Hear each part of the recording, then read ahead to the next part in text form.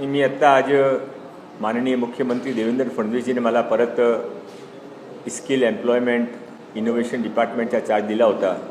मी आज ते चार्ज घेतला आहे.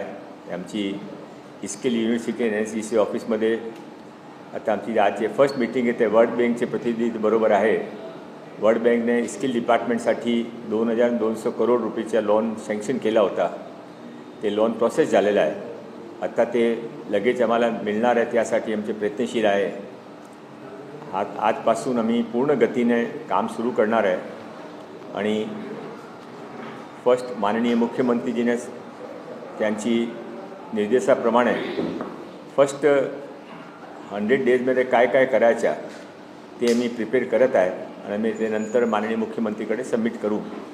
हा डिपार्टमेंट अतिशय महत्त्वपूर्ण विभाग आहे.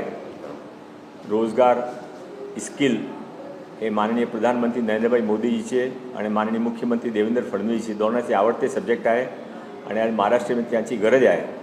म्हणून हा डिपार्टमेंटने आम्ही पूर्ण प्रयत्नातून एक नवा जे माननीय मुख्यमंत्रीजीने सांगितलं आहे की 5 लाख लोकांना प्रथम वर्षी रोजगार द्यायचा, ते आमच्या टार्गेट पूर्ण करायचं आम्ही आजपासून प्रयत्न सुरू करत आहे.